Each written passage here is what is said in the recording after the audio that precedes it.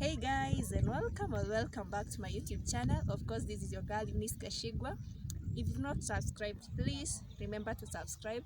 So kidogo leo tuko nje. I want to show you guys a very serene place, and this is in the regions of Kimende, somewhere in the Kireita forest. And I want to take you through the process. Kuna majani, kuna msitu, and let's learn more about this land. When we were growing up, there used to be pareithram, and we are in a land where there is pareithram. So come along with me as I show you how to pick tree.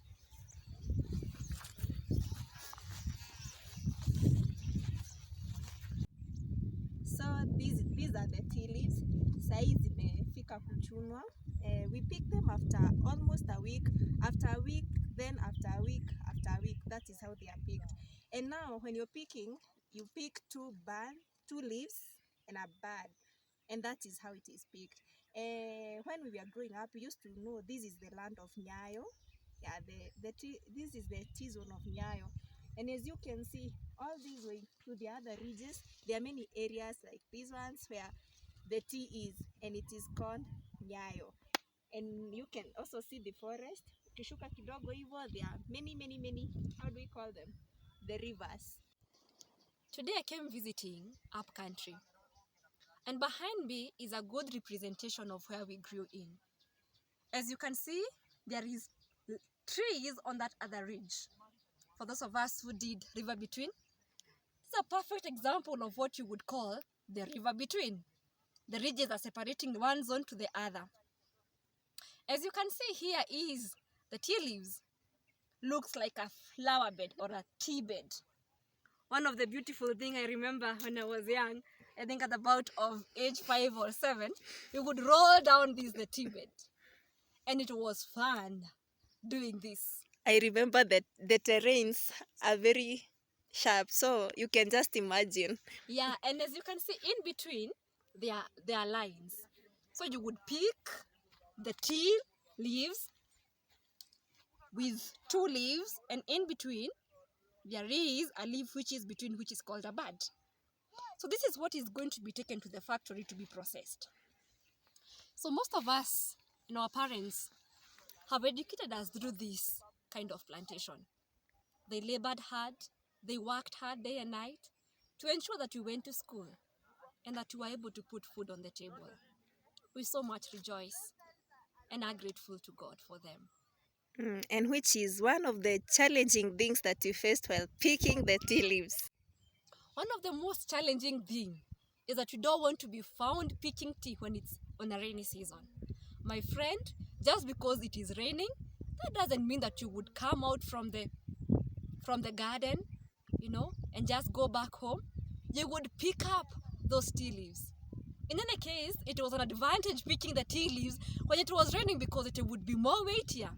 And of course, you would have more kgs as we took it to the tea zone. And how much was the tea leaves being? How are the payments then? Maybe you can tell us in terms of, we used to measure them in kilograms, yeah? So per kilogram it was around? I think per kg you would be able to be paid 5 shillings.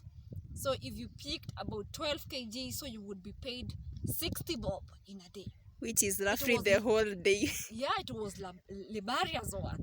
It was tiresome, but we had to keep the wheel going, so that you would be able to make. Which was one of your challenges that you faced, Eunice, when you were picking tea? The most challenging was as you're going through the rows of the tea leaves, probably you find a chameleon. Oh my God, who loves chameleons? You can imagine. And it is a place that you have to pick the tea regardless of anything. And another thing, the spiders, OMG, and the safarians, especially in the rainy seasons. You would never want to face that thing anytime, any day. And in any way, you have to pick the tea anyway. When we get to talk about the terrains of the land, you can see how the terrains are. It is very sharp. You can see very well. The lands are being subdivided by rivers, and that is how Kiambu region is. So if you grew up in an area where your parents used to rear cattle, there was a place that we used to call a cattle dip, and that is where our parents used to bring a cattle, especially in times when they were infected with ticks and stuff like that. So this is a nice sample of it. As you can see, this is the cattle dip. You can see it very well.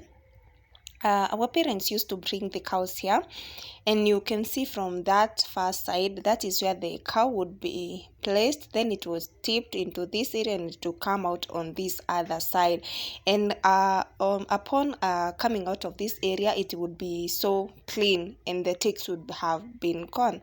And it was surprising that it is still there. I never thought it would be there, but it was surprising. So that's it for the video.